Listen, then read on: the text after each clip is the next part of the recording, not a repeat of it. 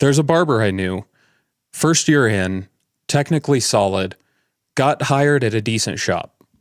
3 months in, she's doing fine on her haircuts, but something is off. She can't figure out why certain clients come back and certain ones don't.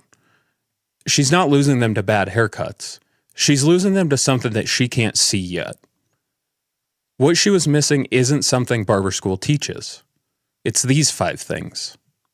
Number 1, you are not selling haircuts. You're selling a feeling. The cut is the proof. It's how you back up the feeling. But the reason a client comes back and the reason they don't is only sometimes about the technical execution. Think about the best client relationship you've seen or been a part of. That barber isn't necessarily the most technically gifted person in the shop. They're the person that the client trusts. They remember the haircut, they ask about the kid's soccer game, they manage the energy of the interaction.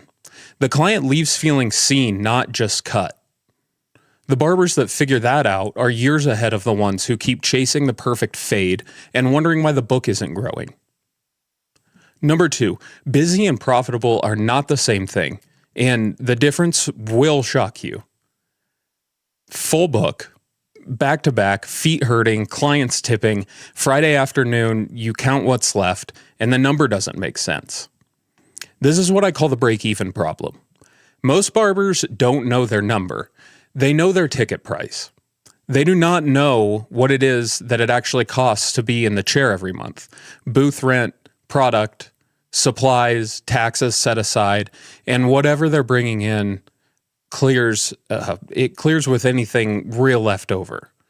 And to be completely honest with you, I didn't know my break-even number until the end of my 3rd year. I thought I was making real money, but I was just busy. And I'm here to tell you, those are not the same thing. Now, the good news is the fix is simple. Know the number. It's your total monthly costs divided by your average ticket. That equals the cuts you need before you're actually making anything. And I want you to run that math this week. Number 3, clients will stop coming to you and they will not tell you why. No complaint, no confrontation, no review, just poof, gone. You'll do a solid cut 1 week, they'll rebook, and then they don't show, and you'll never know why. And this is the hardest thing to accept because your instinct as a human is to assume that it was something that you did wrong. And to be fair, sometimes it is. Most of the time, it isn't. Life moves. Clients move. Someone opened up closer to their house. They can't afford it this month. They went back to whoever they were seeing before. There's a multitude of reasons. The barbers who take every client departure personally burn out. The barbers who understand that retention is a system, not a personal verdict, build books that compound. Every client who leaves is information. The question is whether you're using it to build something better or if you're just feeling bad about it. Drop it in the comments for me. Have you lost a client without knowing why? And what did you tell yourself? Number 4, the emotional weight of the chair is real and nobody prepares you for it. This is the hardest one for me.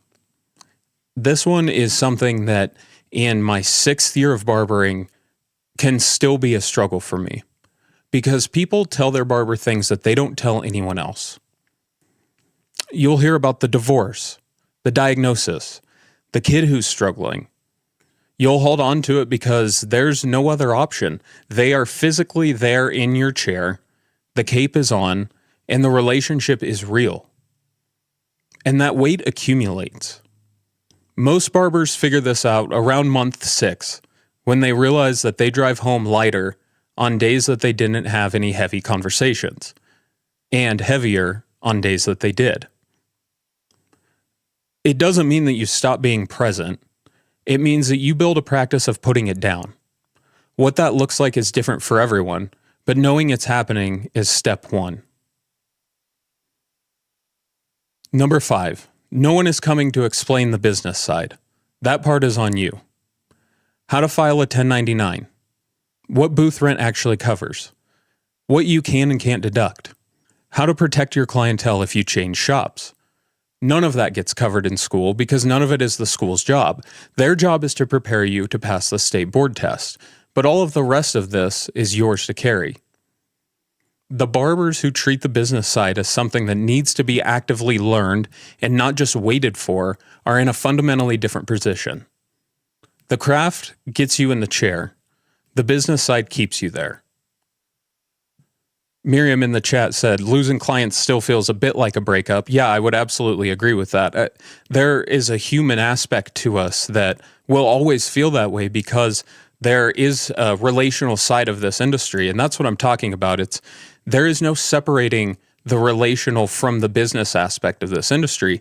And that can make it really difficult. It can make it a very emotional burden to shoulder.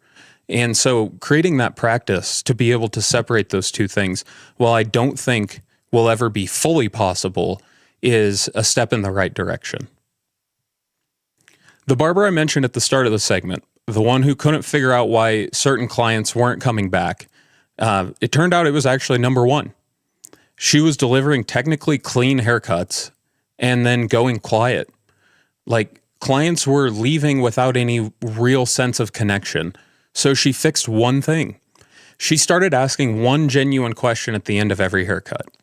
Nothing was scripted. She just got curious about her clients. And her client retention turned around immediately. When she was telling me about it, she said that she thought the problem was her fades, but it actually was never the fades. Most of what goes wrong in this career isn't the cutting. It's everything that barber school had no way to teach you.